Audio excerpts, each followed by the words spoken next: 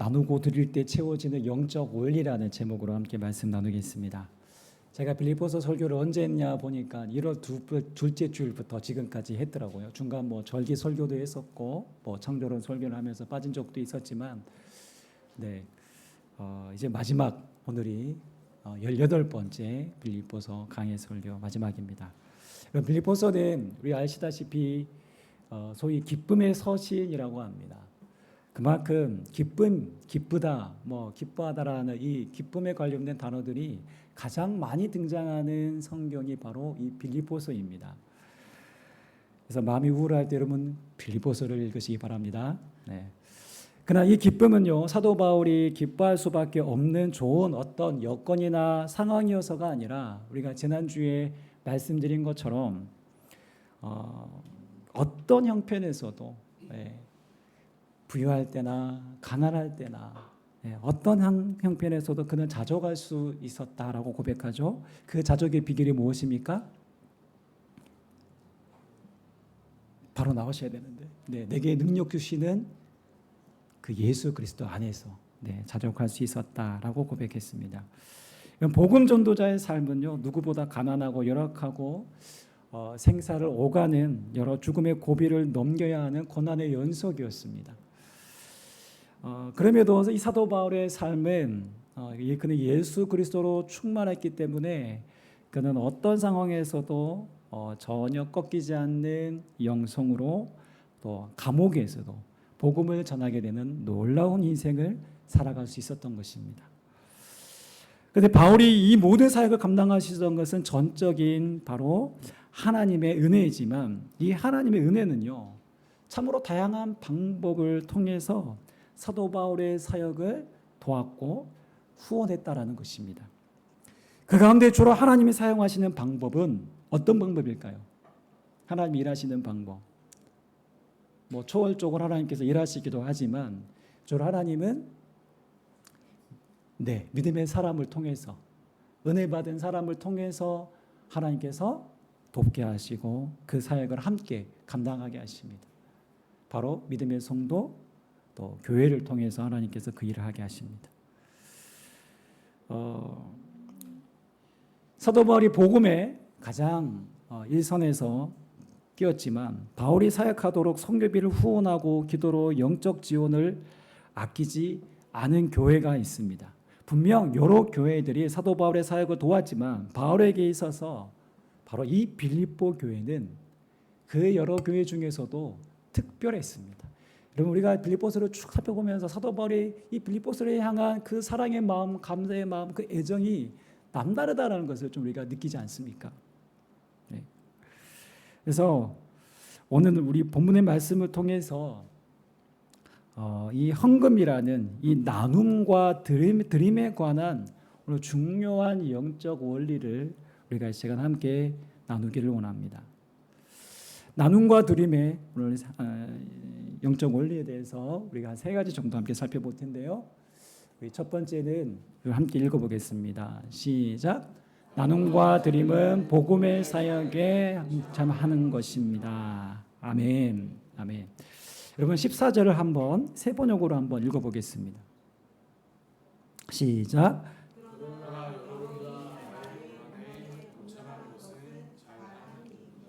네, 사도 바울이 뭐라고 합니까? 빌립보 교회를 향하여서 참 잘했어요 라고 칭찬합니다. 이렇게 바울이 빌립보 교회를 칭찬하는데요, 무엇을 칭찬합니까? 그렇죠. 어디에? 나의 고난에 동참한 것을. 개역 개정에는 괴로움에라고 되어 있죠. 여러분 이 말을 들은, 이 편지를 받고 이 글을 읽는 빌립보 교회 성도들이 어땠을까요? 조금 우리가 뭐 고난에 내가 동참한 정도까지는 아닌데 약간 좀 멋쩍을 수 있지 않았을까요? 우리가 선교비를 보낸 것이 어찌 이렇게 고난에 동참했다고까지 칭찬받을 일인가? 뭐 이런 생각할 수 있을 것 같습니다. 그러나 여러분 바울의 입장에서는요, 충분히 그렇게 여겨집니다. 그리고 하나님 보시기에도 그렇게 보여집니다. 그럼 제가 여기 다들 어렵게 힘들게 삶을 살아오신 분들이 많을 텐데요. 제 얘기를 드려서 죄송합니다. 제가 신학교 다닐 때 참 하나님 보내주시는 까마귀를 경험할 때가 있었습니다. 처음 신학교를 갔을 때 저만 가난한 신학생인 줄 알았는데 여기저기 주변에 가난한 사람들만 다 모아서 이렇게 신학교 오는 것만 같았습니다. 예. 집에서 매번 저 같은 경우는 이제 생활비를 매번 받을 수 있는 상황이 아니었습니다. 네. 그래서 어떨 때는 이제 저희 큰 누님이 책 사보라고 돈을 이제 매월 얼마씩 보내주시기도 하셨고요. 근데 이제 어느 달에는 이 생활비가 너무 부족한 거예요. 예. 이러다 식비가 곧 이제 막 동이 날 정도였습니다. 그래서 여기서 며칠 이게 굶어야 되나 뭐 이런 생각을 하게 되었는데, 근데 감사하게도 어느 날 사물함에 딱 제가 이제 사물함 있잖아요. 대학교 사물함 뚝 열었는데 식권 7장이 딱 있는 거예요. 예. 여러분들 그런 경험 있으십니까? 하나님이 보내주신 까마귀입니다. 우리 소위 말하는 이제 엘리야 열왕기상에 나오는 그 엘리야가 보내준 까마귀가 있잖아요. 엘리야를 먹이시는 까마귀. 제가 볼 때 이거 심증은 있는데 물증이 없어요. 뭐 CC 카메라를 확인할 수도 없고 그렇다고 누군지 뭐 확인하고 뭐 이런 마음은 크게 없었지만 심정은 있었어요. 누가 이 선배가 내 얘기를 듣고 이렇게 해줬구나라는 뭐 있는데 어쨌든 하나님이 감동을 주셔서 그렇게 한 거죠. 누군가에게는 저희가 식비가 1,200원이었거든요. 그때 한 끼가. 누군가에게는 뭐 해봤자 10,000원도 안 되는 돈이잖아요. 네, 그 10,000원도 안 되는 금액이겠지 모르겠지만 사실은 신학생에게는 그 식권 7장은 제가 딱 열었을 때 그 식권 7장은 이건 단순한 돈이 아니었습니다. 네. 제게서는 돈과 바꿀 수 없을 만큼 값진 가치로 느껴졌습니다. 제가 사역했던 여러 교회에서 아프리카나 동남아시아에 이게 선교사를 이렇게 지원을 많이들 하잖아요. 어느 정도 규모 있는 교회에서 한 번은 이제 교회를 세우는 일을 여러 번 했습니다. 그때 이제 그 남수단에서였던가요. 하여튼 500만 원이면 그 아프리카 지역에 교회를 하나 우리가 세울 수 있습니다 하면서 그래서 선교사님들을 저를 봐주세요. 그래서 교회에서 이제 광고를 하고 선교비를 모았어요. 500만 원. 500만 원이 채워지고 보내드리고 교회를 세웠고 그 교회 세운 것들 사진을 또 성도들에게 보여주면서 우리가 이렇게 선교를 하면서 이렇게 선교사님들 이렇게 사역할 수 있도록 이렇게 교회를 세웠습니다. 열악한 선교지에 여러분 그 세워진 예배당 하나가 우리가 보기에는 그 500만 원 예배당 하나가 뭐 큰 역할을 하겠냐 하겠지만 여러분 아닙니다. 거기에 복음 하나의 센터가 되어서 복음의 일을 감당할 수 있는 전초 기주로서 역할을 감당하면서 그 땅의 수많은 아이들 영혼들을 품고 복음을 나누어 전할 수 있는 사역을 할 수 있었던 것이죠. 우리가 작정해서 보낸 선교비가 개인에게는 얼마 되지 않은 금액일 수 있지만 그렇게 놀라운 사역을 감당했던 것입니다. 여러분 저도 개척을 처음 시작했을 때 도움을 주신 분들이 많이 계시는데요. 특히 가든교회에서 처음 특별 헌금으로 보내준 후원이 그것이 씨앗 헌금이 되고 마중물이 되고 해서 처음 교회를 저희가 시작할 수 있는데 코로나 기간이었음에도 불구하고 참 큰 힘이 되었습니다. 여러분 바울이 이렇게 자신에게요 선교비를 보내준 것을 자신의 고난에 동참한 것까지라고 말하는 것은 그만큼 바울의 상황이 어땠을까요? 어려웠습니다. 네. 그만큼 상황이 좋지 않았고 그 가운데 빌립보 교회가 그 사도 바울의 사정과 그 어려움을 알고 도왔다라는 것입니다. 여러분 15절과 16절에도 그 내용이 계속 이어지는데요. 제가 한번 세번역으로 한번 읽어보겠습니다. 빌립보의 교우 여러분도 아는 바와 같이 내가 복음을 전파하던 초기에 마게도니아를 떠날 때에 주고받는 일로 나에게 협력한 교회는 여러분밖에 없습니다. 내가 데살로니가에 있을 때에도 여러분은 내가 쓸 것을 몇 번 보내어 주었습니다. 여기서 복음의 초기는요. 바울이 2차 전도 여행을 처음 시작해서 그때를 말하는데요. 여러분 마게도니아의 첫 번째 도시가 빌립보였고 그곳에서 복음을 전했고 복음을 듣고 많은 사람들이 회심하고 빌립보 교회가 세워지죠.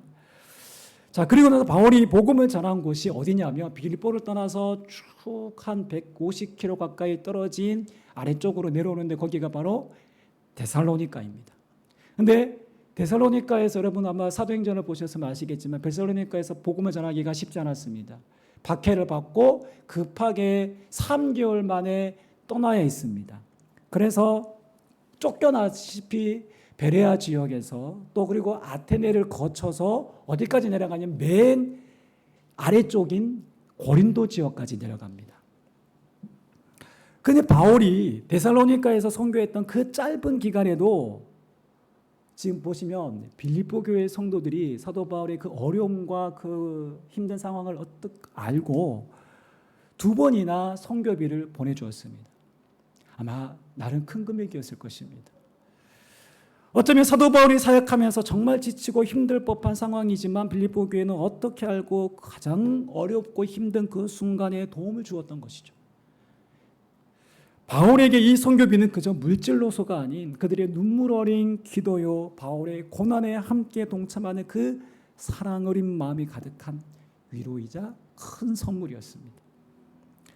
자, 그리고 지금 로마 감옥에 있는 바울에게 3번째 에바브로디를 통하여서 이 멀리까지 선교비를 보내주었습니다.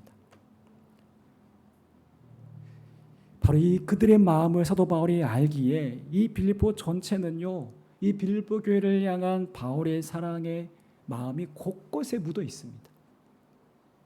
우리는 이렇게 생각할 수 있죠. 돈이 많으니까, 교회가 돈이 많으니까, 재력 있는 사람들이 있으니까 바울을 도왔겠지, 이렇게 생각할 수 있습니다. 자, 그런데 빌립보 교회가 정말 부자 교회였느냐? 아닙니다. 그렇지 않습니다. 고린도후서 8장에 보시면 이런 내용이 등장하고 있습니다.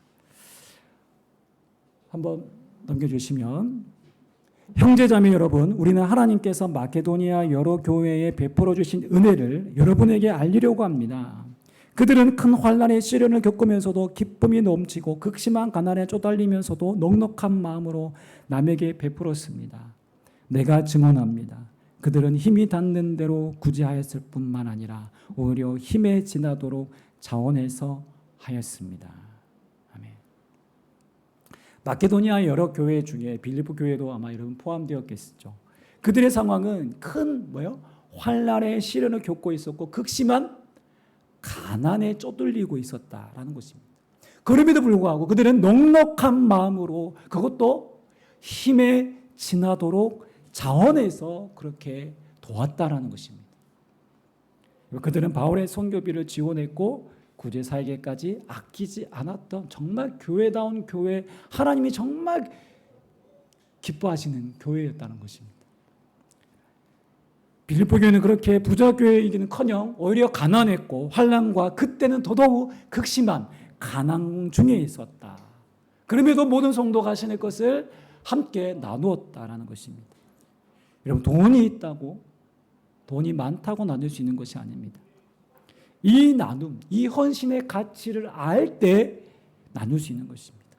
여러분, 우리가 돈의 노예가 되지 않는 방법이 있습니다. 무엇일까요? 우리의 것을 움켜쥐지 말고 펴서 나누는 것입니다. 기도하며 사랑으로 흘러 보내는 것이야말로 우리가 돈의 노예가 되지 않는 성경에서 말해주는 비결입니다. 빌립보 교회가 이렇게 사랑의 마음으로 바울을 도왔던 것이 여러분 유럽 지역의 여러 교회가 세워지는 마중물이 되었다는 것입니다. 이들의 작은 물질적 헌신이 바로 물고기 2마리와 떡 5개로 5,000명을 먹이신 이 오병이어의 기적, 바로 그 기적은 나타나는 것이죠. 이것이 하나님이 행하시는 방법입니다. 이렇게 우리가 드린 헌금, 물질적 나눔은 그 복음의 사역에 함께 참여하는 것입니다. 우리 교회도요, 사실 선교사 2분을 우리가 섬기고 있습니다. 물질로 후원하고 있지만 큰 금액은 아니지만, 그래도 우리 작은 교회 형편에서는 그래도 우리가 이렇게 섬기고 있는데 이제 더 우리가 더 많은 선교사님들을 품고 후원할 수 있는 교회로 자라가고 성장하기를 원합니다. 하나님이 우리가 이 일에 쓰임 받을 수 있도록 사실은 기회를 주신 것입니다. 이 영적 원리를 우리가 기억하시고 더 나누고 흘러보낼 수 있기를 축복합니다. 두 번째 나눔과 드림의 영적 원리입니다. 우리 함께 읽겠습니다. 시작. 나눔과 드림은 향기로운 두 번째는 나눔과 드림은 향기로운 제물입니다. 17절과 18절을 한번 세 번역을 읽어보겠습니다. 우리 함께 읽어볼까요? 시작. 나는 선물을 바라지 않습니다. 나는 여러분의 장부에 유익한 열매가 늘어나길 바랍니다. 모든 것을 받아서 풍족하게 지내고 있습니다. 나는 여러분이 보내준 것을 에바브로 디도로부터 받아서 풍족합니다. 그것은 아름다운 향기이며 하나님께서 기쁘게 받으시는 제물입니다. 아멘. 바울은요, 자기가 돈이 더 필요한 것처럼 바라는 것처럼 비춰질까 봐 사실 조심스러웠어요. 그래서 나는 우리가 지난주에 말씀드렸던 것처럼 어떠한 형편이든지 자족할 수 있었다. 돈이 내 삶의 목적이 아니다. 나 돈 더 달라는 것이 너희들에게 지금 얘기하고 싶은 것이 아니다. 이렇게 얘기하는 것이죠. 마치 세 번에 걸쳐서 이렇게 보내준 헌금을 잘했다라고 이렇게 칭찬했으니 마치 앞으로도 더 계속 보내달라는 것처럼 느낄 수 있어서 17절에 뭐라고 말하죠? 나는 선물을 바라지. 여기서 선물이라는 건 이제 선교비를 말하는 거예요. 나는 선물을 바라지 않는다. 오히려 여러분의 은행 장부에 통장에 유익한 열매, 직설적으로 말하면 여기 말하는 게 이제 원문을 좀 더 보면 이게 이자가 더 늘어나기를 바란다는 것입니다. 저 천국 통장에 이자가 더 늘어나기 원한다. 저는 주식 투자에 대해서 잘 모르는데요. 사람들이 투자를 왜 합니까? 어떻게든 이익을 보려고 하는 거잖아요. 어느 중소기업 회사가 이렇게 신소재를 잘 만들었는데 뭔가 될 것 같습니다. 이 회사가 일 낼 것 같아요. 그럼 어떻게 합니까? 투자 가치가 있으면 어떻게든 돈을 좀 이렇게 해서라도 투자를 하겠죠. 그 회사 주식을 사들이겠죠. 다른 건 없습니다. 오직 이익을 얻기 위해서입니다. 그런데 여러분, 우리가 드린 헌금, 나눔이 어떤 이익이 있다고 말합니까?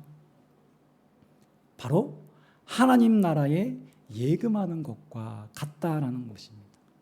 아멘. 여러분, 이 말은 예수님이 먼저 말씀하신 거예요. 예수님께서 이렇게 말씀하셨죠. 마태복음 6장 19절 20절입니다. 제가 읽겠습니다. 너희는 자기를 위하여 보물을 땅에다가 쌓아두지 말아라.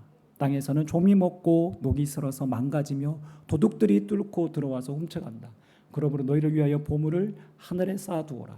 거기에는 좀이 먹고 녹이 슬어서 망가지는 일이 없고 도둑들이 뚫고 들어와서 훔쳐가지도 못한다. 여러분, 주님은 보물을 땅에 쌓아두지 말고 어디에 쌓아두라고 말씀합니까? 하늘에 쌓아두라라고 말씀하십니다. 지금 땅에 쌓아둔 계좌에 네가 만족하지 말라라는 것입니다. 네가 가진 재산, 부유함에 만족하지 말라는 것입니다.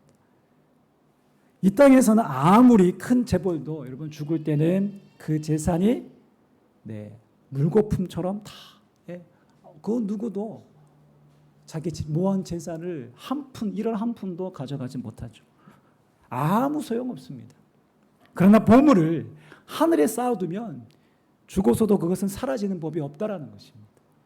이 놀라운 하늘의 보화를 쌓는 법칙을 우리가 기억해야 됩니다. 하나님 나라의 계좌에 이자가 붙습니다. 놀라운 이야기지 않습니까? 빌립보 교회가 보낸 바울의 선교비는 그저 물질적 나눔에 그친 것이 아닙니다. 이것은 곧 하나님 나라 계좌에 이자가 붙는 것입니다. 하나님 나라에 투자하는 것입니다. 이것은 영원하고 그 누구도 가져가지 못하는 안정된 곳이죠. 더 나아가 바울이 또 뭐라고 말하냐면 그것은 아름다운 향기이며 하나님께서 기쁘시게 받으시는 뭐다? 재물이다라는 것입니다.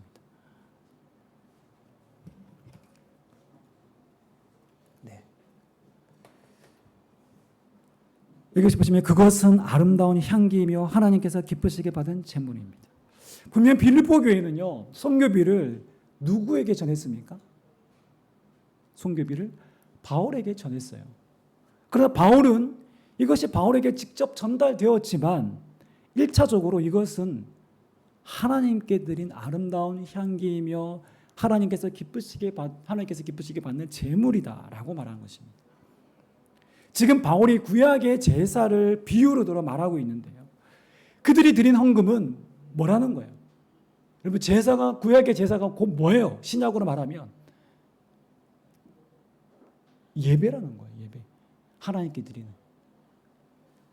드리는 예배입니다. 하나님께 드리는 거룩한 행위인 예배라는 것입니다. 우리가 마음과의 전심으로 드리는 찬양은 하나님께 드려지는 아름다운 향기입니다.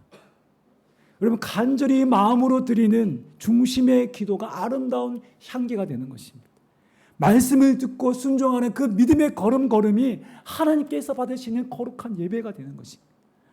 뿐만 아니라 오늘 물질을 통해서 드리는 나눔과 섬김이 곧 아름다운 향기 나는 제물이라는 것입니다. 하나님이 그것을 기쁘시게 받으신다는 것입니다.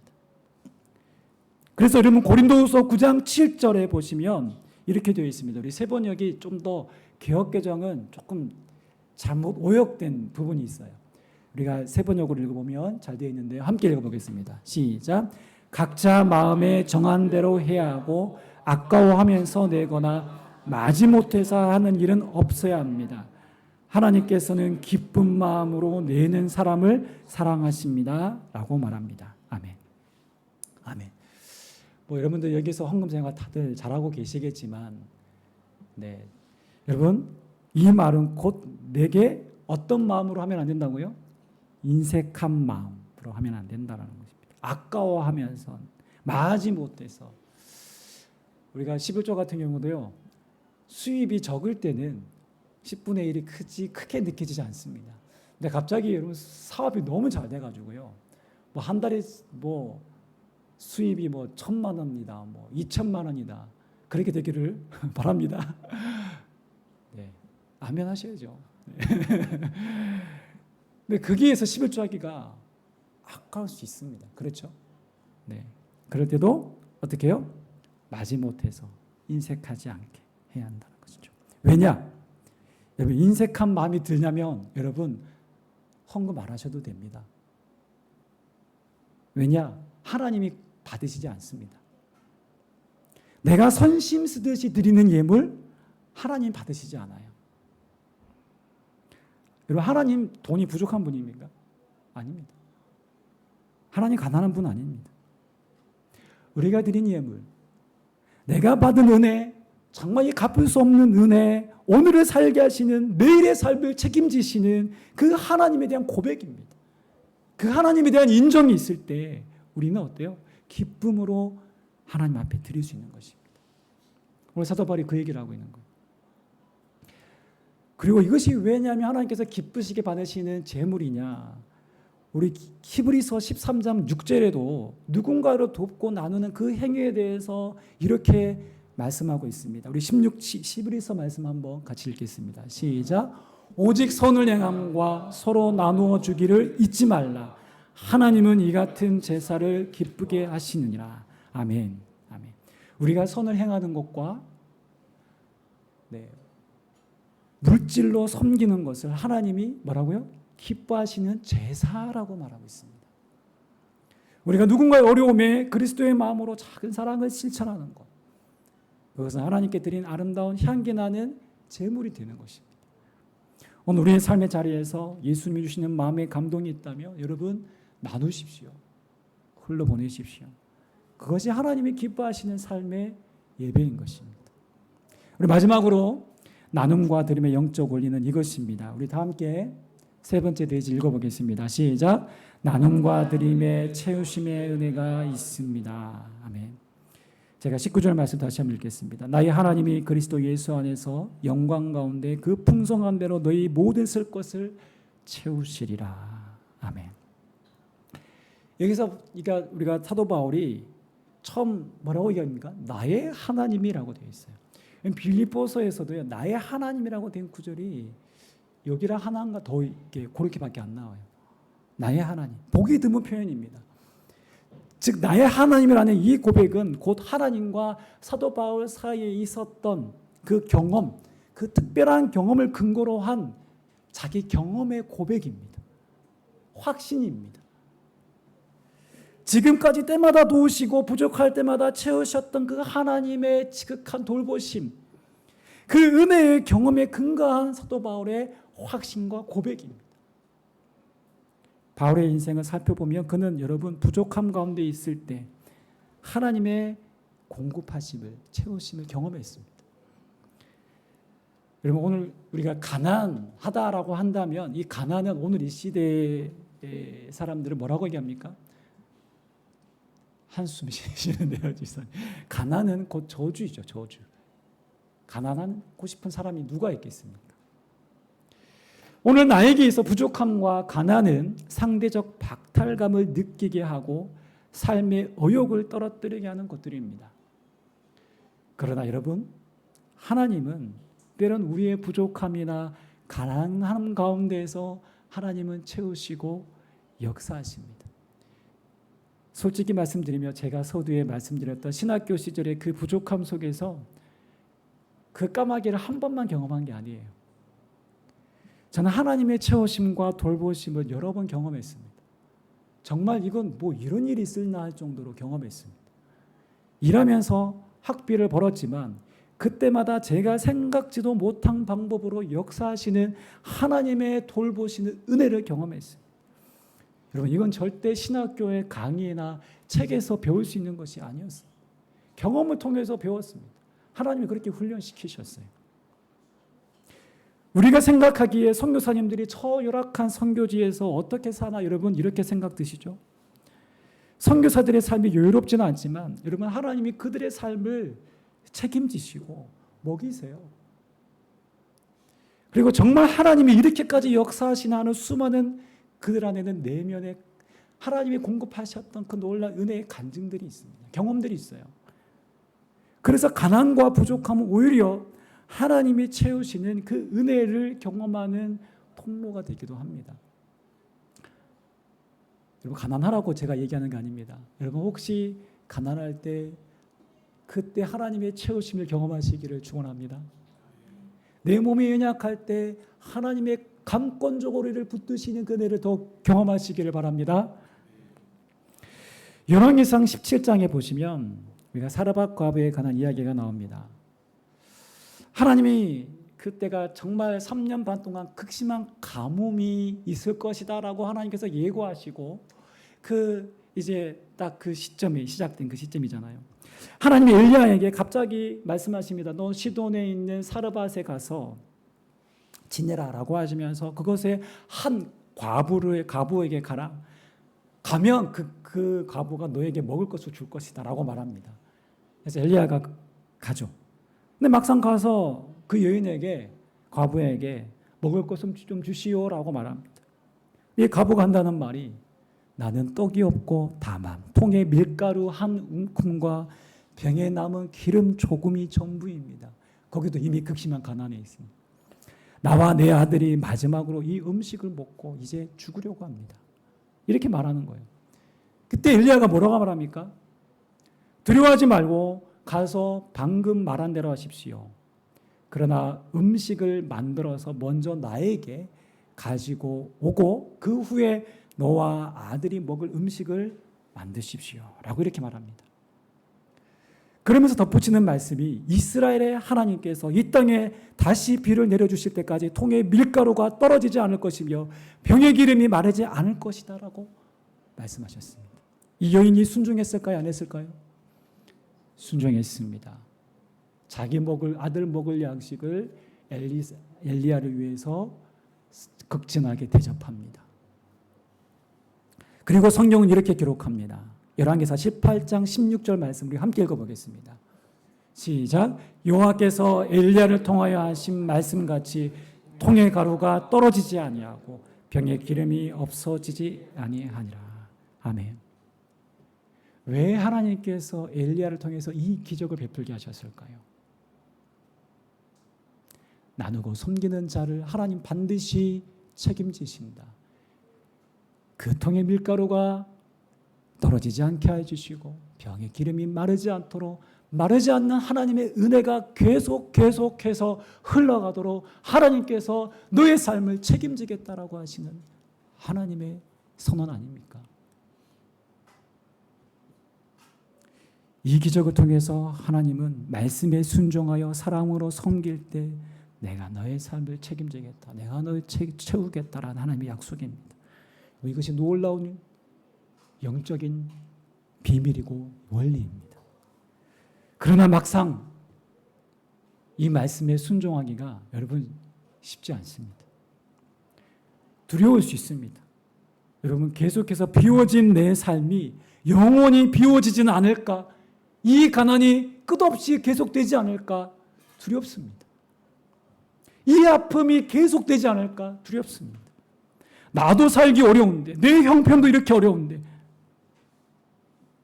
그런데 여러분, 오늘 성경은 말합니다. 내 삶을 하나님께 맡기며 나눔과 들음의 삶을 실천할 때 하나님의 은혜는 바닷물과 같고 마르지 않는 샘처럼 채워진다라는 것입니다. 그러면서 본문의 19절 말씀은 자신의 삶을 하나님께 드리고 헌신할 때 하나님께서 그 인생을 책임지신다라는 그 말씀입니다. 바울은 주 예수 그리스도의 복음이 나를 통해 전해질 수만 있다면 나의 생명을 조금 더 귀한 것으로 여기지 않겠다라고 말할 만큼 그는 자신의 삶을 하나님 앞에 드렸습니다. 그는 자신의 삶을 하나님께 맡겼습니다. 이런 빌립보 교회도 마찬가지였습니다.